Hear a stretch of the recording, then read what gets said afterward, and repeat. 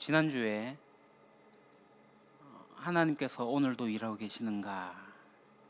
과연 오늘도 일하고 계시나? 여전히 일하고 계시나를 이야기하면서 하나님은 2000년 전부터 지금까지 동일한 방식으로 일하고 계시는데 그 일하는 방식은 그 사람들이 생각하는 어떤 큰 엄청난 힘, 어떤 프로그램, 어떤 큰 조직, 큰 권력 이런 것으로 움직이는 것이 아니라 한 사람을 통해서 일하신다.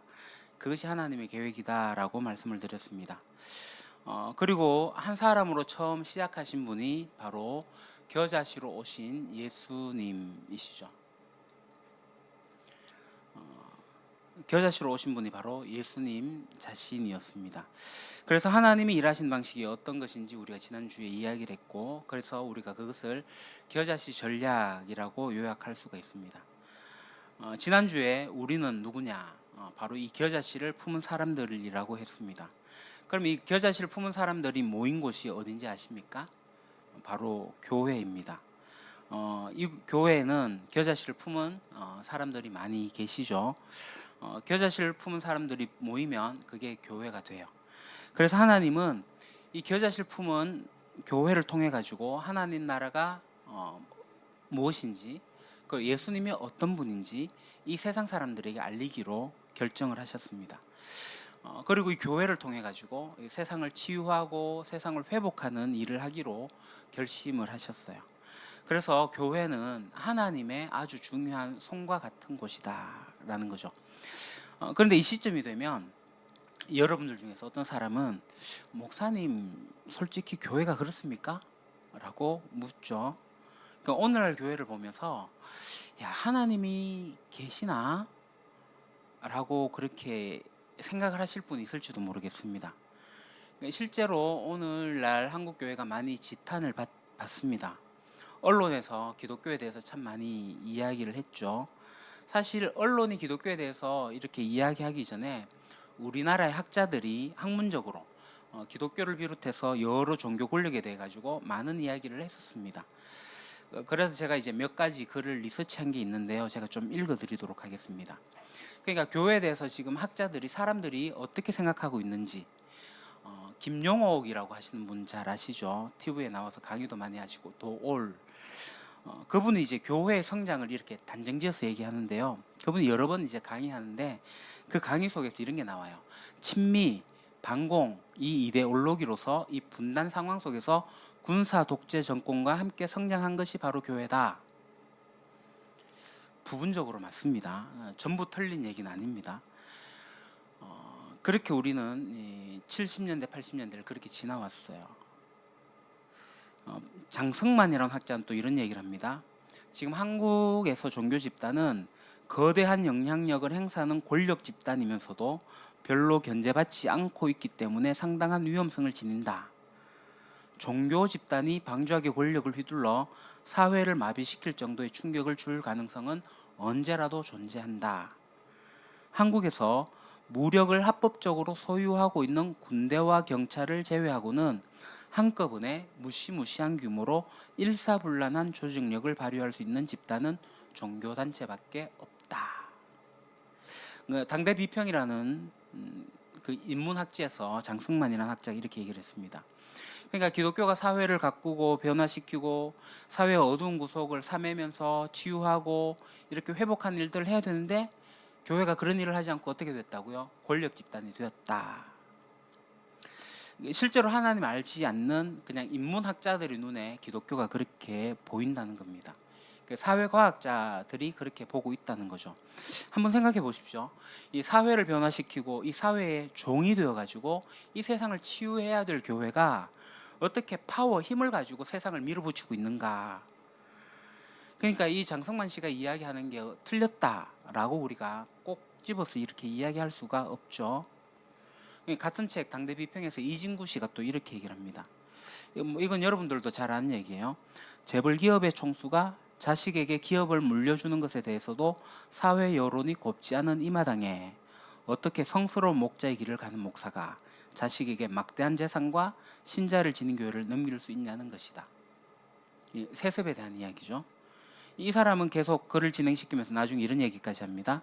교회 위기의 진원지는 기복신앙을 이용한 정통주의, 근본주의, 승리주의, 패권주의, 가부장주의의 절묘한 결합에 있다.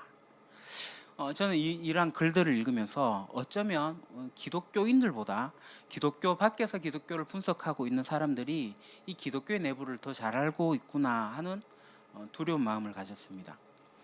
2017년도에 JTBC 손석희 아나운서가 미국 상원의원 채플 목사였던 리처드 헬버슨 목사의 말을 인용하면서 마지막 앵커 브리핑에서 이렇게 얘기하는 걸 봤습니다. 교회는 그리스로 이동해 철학이 되었고 로마로 옮겨서 가서는 제도가 되었다. 그 다음에 유럽으로 가서 문화가 되었다. 마침내 미국으로 왔을 때 교회는 기업이 되었다. 대형 교회를 세습을 이제 비판한 영화가 코바디스인데 그 김재한 감독이 거기에다 덧붙입니다. 교회는 한국으로 와서 대기업이 되었다. 어쩌다가 하나님의 교회가 원래 이 겨자씨를 품은 사람들을 통해 가지고 세상을 변화시키도록 하나님께서 만든 교회인데 어쩌다가 외부의 그 학자들이 이 교회에 대해서 비판하고 있는 내용들이 이렇게까지 신랄하게 되었네요. 강중만이라고 하는 전북대 교수가 있습니다. 독특한 글쓰기로 여러 사람들에게 화제되고 있는 사람 중에 하나인데요. 강중만 씨는 조금 이제 따뜻하게 기독교에 대해서 이야기를 합니다. 다른 종교에는 대단히 죄송하지만 나는 기독교를 대단히 중요하게 생각한다. 종교 인구 통계만으로는 제대로 파악할 수 없는 신도들의 인구학적 속성으로 보건 열정으로 보건 금욕으로 보건 가장 강력한 힘이 기독교에 있다고 믿기 때문이다. 이 사람은 기독교가 한국 사회에서 가장 강력한 힘을 가지고 있는 종교 단체다. 그걸 믿는다고 이야기를 하고 있어요. 이 사람은 크리스찬이 아닙니다. 근데 이제 말하기를 그 다음에 말하는 게 이런 말입니다. 나는 기독교가 지금처럼 사회적 도덕과 개혁을 외면하는 기복신앙에만 머문다면 한국 사회의 개혁은 기대하기 어렵다고 생각한다.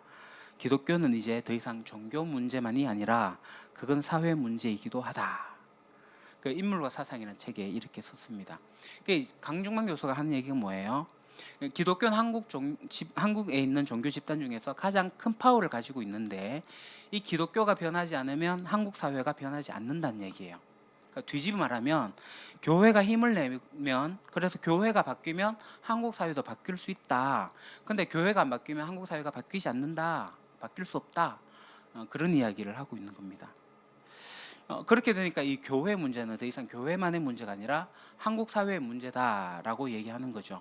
그러니까 하나님을 잘 알지 못한 사람이 굉장히 정확하게 집어내고 있다라고 생각을 합니다.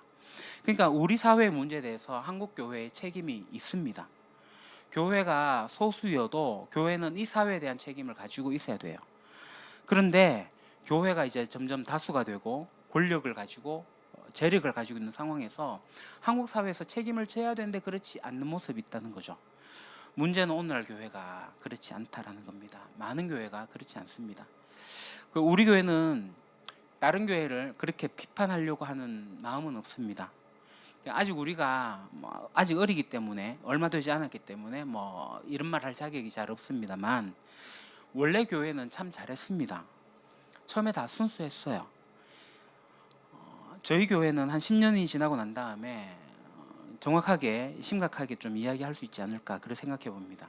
그러니까 우리가 이 시점을 지나가면서 우리가 생각해야 될 것은 뭐냐면 하나님께서 교회를 통해서 이 세상을 변화시키기를 원하셨다면 지금 하나님께서 원하시는 것이 뭐냐?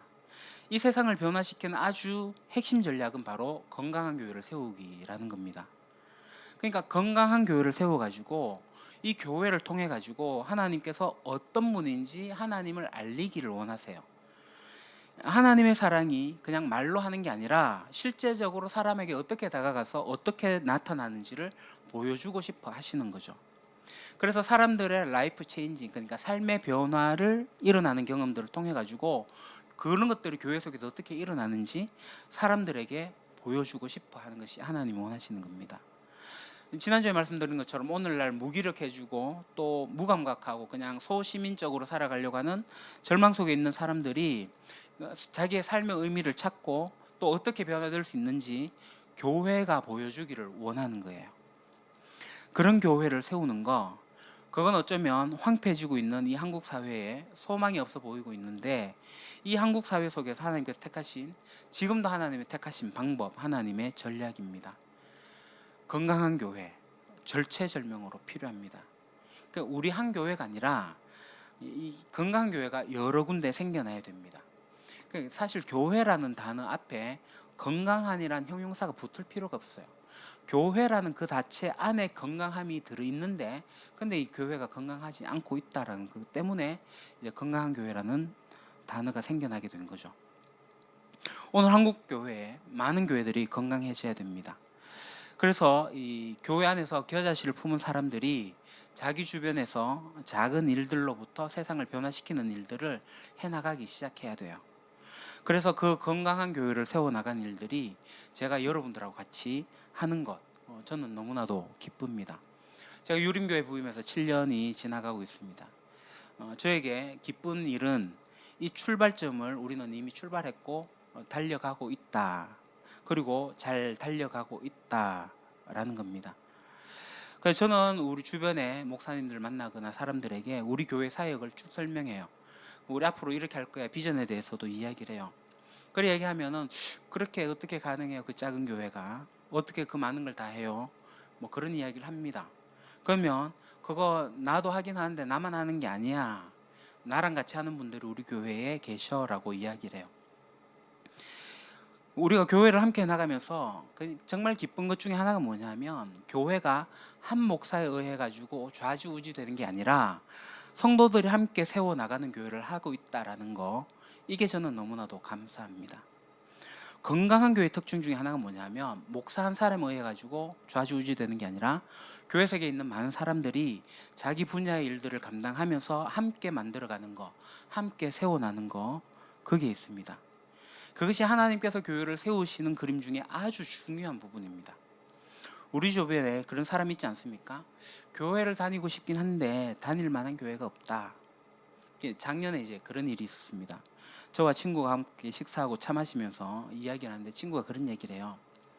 나 교회 떠났어. 서울에서 이제 경주로 온 친구인데 교회를 떠났다고 얘기합니다. 그리고 나는 다시는 이제 교회를 안 갈 거야. 아니, 교회를 가더라도 교회 멤버는 되지 않을 거야 라고 얘기를 했습니다.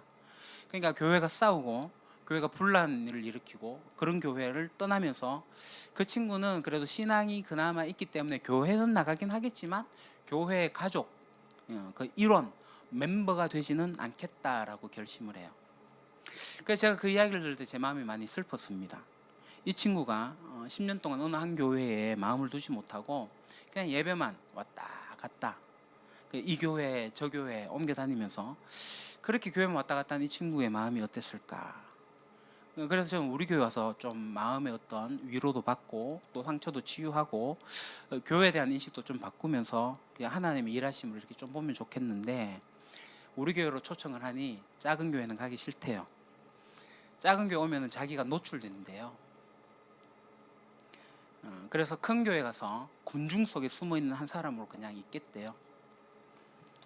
그래서 지금 현재 규모 있는 교회에서 그냥 군중 속의 한 명으로서 주일 예배만 참석하고 있습니다. 저는 이제 가끔 교회를 소개해달라는 부탁을 받습니다. 그러니까 타 도시에서 이제 경주로 오게 되는데 어느 교회로 가면 좋을지 그 얘기하면, 저는 가까운 충효 있으면 충효의 교회들이 있으니 거기 가라, 가까운 교회 가라라고 얘기를 하지만 마지막으로 덧붙이는 게, 거리가 있긴 해도 우리 교회 오면 더 좋아라고 얘기를 합니다. 근데 그래 얘기함에도 불구하고 작은 교회에 오기를 부담스러워하는 사람들이 있습니다. 그러니까 이 사람들은 큰 교회에 있어서 대중 속에서 군중 속에서 그냥 혼자만 예배 드리는 사람들이었어요. 그러니까 작은 교회 와가지고 자기가 드러나고 누군가가 나를 알 것 같고 하는 이런 게 싫어진 거죠. 그러니까 종교 행위만 하는, 주일 예배만 드리고 있는 그런 사람들, 그냥 내가 그걸로 다 했다라고 생각하는 사람들에게는 작은 교회가 오히려 부담스러운 게 맞을 겁니다. 그러니까 저는 작은 교회든 간에 큰 교회든 간에 교회가 건강하게 자라는 것은 매우 중요하다고 생각합니다. 하나님은 건강한 교회를 통해서 일을 하시거든요. 건강한 교회를 세우는 것은 그리고 우리가 그 건강한 교회의 한 일부분이 되는 것은 매우 중요하고 그것은 곧 우리의 사명이 됩니다. 우리가 살아있으면서 이 땅을 위해서 할 수 있는 가장 고귀한 일이 뭐냐면 바로 하나님의 건강한 교회를 세워나가는 것입니다. 그래서 겨자씨를 품은 사람들이 이렇게 모여가지고 건강한 교회를 세우고 또 이 교회를 통해서 이 세상을 변화시키는 거, 그러면서 하나님의 일하심을 바라보는 거, 하나님을 경험하는 거, 그 일을 위해 가지고 곳곳에서 자기가 감당할 수 있는 일들을 찾아가지고 그 작은 일들을 감당하는 거, 그것보다 아름다운 일이 어디 있겠습니까? 지금 우리 교회는 사실 주로 이제 내부적인 사역만을 하고 있습니다. 가끔 외부적인 일도 하긴 하지만 아직 우리 교회가 어려서 그렇다고 생각해요. 근데 우리가 좀 더 자라고 좀 더 성장하게 되면 외적인 사역도 충분히 감당할 수 있을 거라고 생각합니다. 건강하게 우리 교회 커야죠. 아직은 어리니까 기저귀차고 뭐 이제 걸음마 하고 있는 수준이라고 생각하는데요. 여러분, 건강하게 우리 같이 갑시다. 그렇다면 어떤 일이 우리를 통해서 일어날지 알 수가 없습니다. 하나님은 우리를 통해서 일하실 건데요, 우리들을 이 겨자씨의 전략에 초대하고 계십니다. 지난 2000년 동안 이것을 이해한 사람들은 이 전략에 줄을 섰습니다. 그리고 자기 자신이 겨자씨를 품은 사람으로서 자기가 건강할 뿐만 아니라 자기가 속한 교회가 건강한 교회가 되게 함으로써 이 세상을 변화시켜 나가기 시작했습니다. 실제로 2000년 동안에 여러분들과 제가 여기에 있게 된, 지금 우리가 살고 있는 이 세상이 너무나도 황폐하고 바위돌처럼 딱딱하게 되어져 가지고 변화시킬 수 없을 것처럼 보입니다. 그런데 우리가 변화시킬 수 있습니다. 왜냐하면 하나님이 변화시키니까요. 누구를 통해서요? 겨자씨를 품은 사람들, 그 교회를 통해서 변화시킵니다. 충주 수안부에 가면 고려시대에 불상이 있습니다. 이 불상은 한 덩어리의 돌이 아니라 이 거대한 돌을 이렇게 쌓아 올린 불상입니다. 그러면 이 거대한 바위 덩어리를 이제 잘라야 되는데 어떻게 잘랐을까?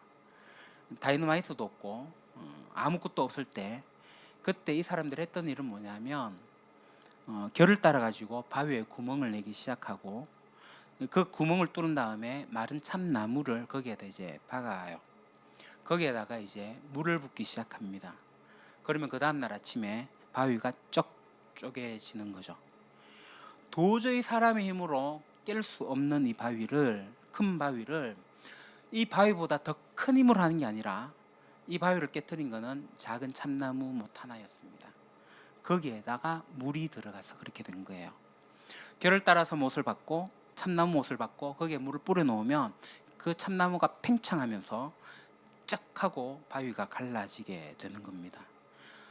저는 하나님께서 오늘날도 이와 같은 방식으로 우리 가운데 일한다고 생각하십니다. 우리가 살고 있는 세상 너무 기가 막힐 정도로 암담합니다. 마치 바위 덩어리처럼 딱딱합니다. 불가능할까요? 아니요, 가능합니다. 하나님은 가능합니다. 겨자씨를 품고 있고 자기가 있어야 될 곳에 들어가서 자기가 팽창할 만큼만 팽창하면 돼요. 나 혼자서 다 깨트리겠다 이거 아니에요. 자기가 들어가야 할 그곳에서 들어가 가지고 물을 맞으면 자기가 팽창하면 돼요. 그 사람들이 모여 있는 곳이 교회. 하나님은 이 교회를 통해 가지고 하나님 이 세상을 변화시키기로 결심을 하셨습니다. 저와 여러분은 이 전략에 초청받은 사람들입니다. 저는 우리가 무기력하고 무관심하고 소시민적으로 살아가는 그러한 삶을 살지 않기를 소망합니다. 우리 2024년 하나님의 일하심을 바라보면서 우리 교회가 어떤 교회가 될 것인지를 기대하면서 우리가 겨자씨를 품고 한 단계 성장해 나가는 그런 한 해가 되기를 소망합니다. 같이 기도합시다. 하나님, 오늘도 우리 가운데 오셔서 일하시는 하나님을 찬양합니다. 사람들이 생각하는 프로그램이나 어떤 정치 구호나 구조적인 변화나 혁명이나 이런 것들을 통해서 일하지 않으시기로 결심하시고 한 사람 한 사람 하나님에 대해서 인격적으로 반응한 사람들을 통해서 일하기로 결심하신 하나님을 찬양합니다. 그런 하나님이시기 때문에 평범한 우리를, 보잘것없는 우리를 사용하셔서 일하심을 우리가 소망을 갖습니다. 지혜가 있어야 되고 힘이 있어야 되고 돈이 있어야 하나님을 위하는 것이 아님을 이 시간 고백합니다. 하나님, 우리가 겨자씨를 온전히 품기를 원합니다. 그리고 그 겨자씨가 싹이 나기를 원합니다. 그리하여 그 겨자씨가 자라서 공중의 새들이 깃들일 만큼 크게 되기를 원합니다. 이 겨자씨들이 모여서 함께 세워지고 있는 우리 유림교회를 기억해 주시고, 그래서 함께 자라가며 놀라운 꿈을 함께 꾸는 영광과 축복을 우리에게 주옵소서. 우리도 모두 다 자신의 삶의 무게에 힘들하겠지만 그것을 밀어내고 이겨내는 올 한 해가 될 수 있도록, 그래서 우리 주변 사람들 향해서 손을 좀 뻗을 수 있는 우리가 될 수 있도록 축복하여 주옵소서. 예수님의 이름으로 기도합니다. 아멘.